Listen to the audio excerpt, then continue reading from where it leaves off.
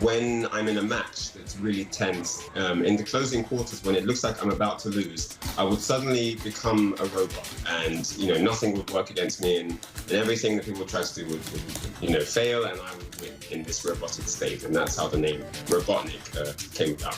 41-year-old professional gamer Ryan Hart, aka Robotnik, may be known for his numerous accolades, setting Guinness World Records and mastering titles like Street Fighter and Tekken, but his path to gaming fame was met with adversity. When his family's landlord failed to pay the mortgage, Hart says he found himself on the streets of London at the age of 18. He was homeless and in bad shape. There were times where I honestly did not know where my next meal would come. I was getting damaged slowly. I was being drip-fed negativity over time, and it was corroding my brain. Hart turned to the arcade and a long-time love of video games to cope with the mental stresses of homelessness. Yeah, you were alone, you were hungry. How did games fit into the picture? Arcades back then, where everyone congregated, arcades are public houses, aren't they? You can go there, there's no admission fee, you can be part of the community instantly as you step through the door, and that's where I found my comfort zone. That was my home, Despite not having anywhere to live on and off for 2 years, Hart gained a confidence in himself when he found his calling in competitive gaming.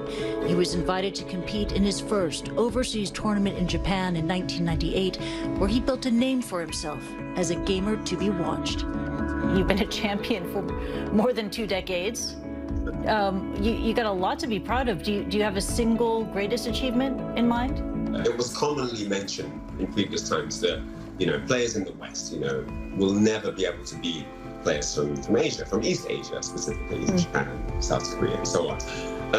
And I was quite proud of the fact that I was able to become the first player in the world to defeat a Korean Tekken champion. Eventually, Hart and his family were able to get back on their feet, and Hart's passion for gaming continued to grow. Since his first tournament in 1994, he's won hundreds of fighting game events around the world, becoming world champion and considered one of Europe's best players. All right, so I'm going to show you guys one of my favorite Urian combos. I mean, I didn't create it, I just like doing it sometimes.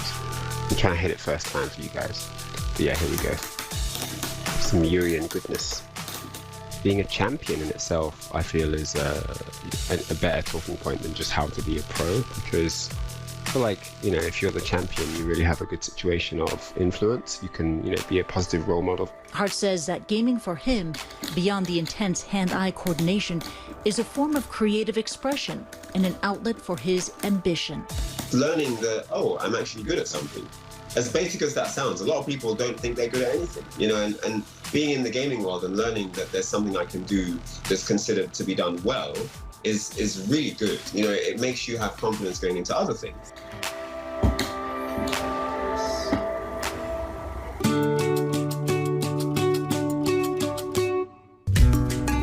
All of my guests have shown me that the tech in their lives is a tech for good.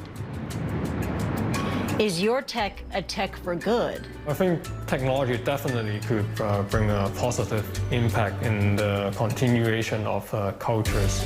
This technology that we are using is definitely for good because allow us to study and know more about our past.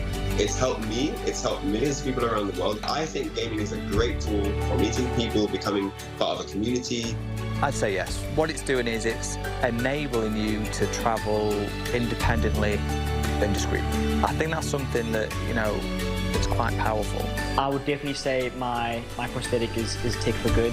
It's allowed me to get back to the life I had before I lost my leg. It's allowed me to develop bravery and kind of confidence to carry on with life and to stand on my own 2 feet.